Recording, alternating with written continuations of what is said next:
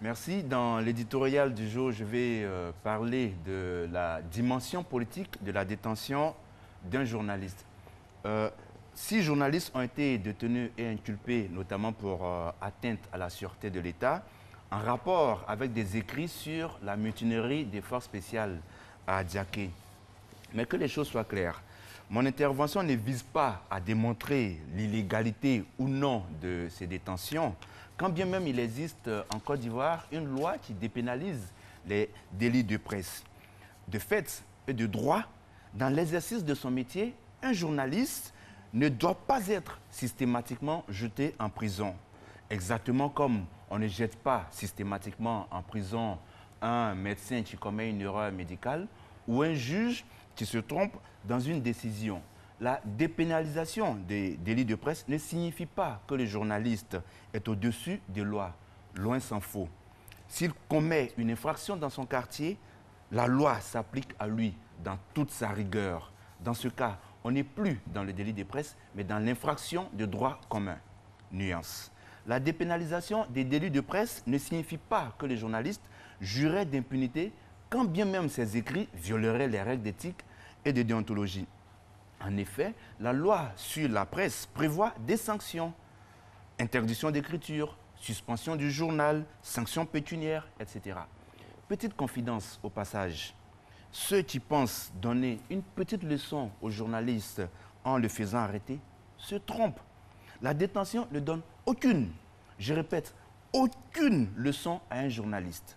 Bien au contraire, il en sort avec le sentiment d'être devenu une sorte de héros ou une star. Bref, pourquoi est-il politiquement contre-productif de détenir un journaliste?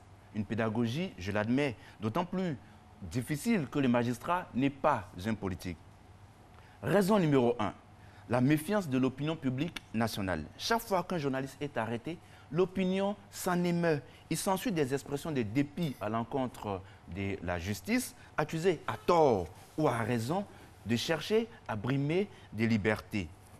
Raison numéro 2, l'opinion internationale. Dès qu'un journaliste est arrêté, l'information passe en boucle sur les chaînes internationales et les téléspectateurs ou auditeurs de ces médias ne voient pas la responsabilité du magistrat qui a procédé à l'arrestation, mais celle des dirigeants qu'ils n'hésitent pas à affubler de tous les qualificatifs péjoratifs. Raison numéro 3, le mauvais signal envoyé aux investisseurs. En fait, chaque fois qu'un journaliste est arrêté, point écrit, le pays perd des points dans le classement mondial de la liberté de la presse. Ce classement est l'un des indicateurs qui déterminent de potentiels investisseurs à se rendre ou non dans un pays. Enfin, raison numéro 4, et c'est une question de bon sens. À quoi sert-il d'arrêter, de maintenir en détention un journaliste qui, selon la loi, ne peut pas être emprisonné dans l'exercice de son métier? Réponse, à rien. Absolument à rien. Puisque si l'objectif est de l'inculper, comme cela s'est fait avec les 6 journalistes qui ont été inculpés puis libérés, tout magistrat peut aussi bien le faire sans forcément passer par la détention.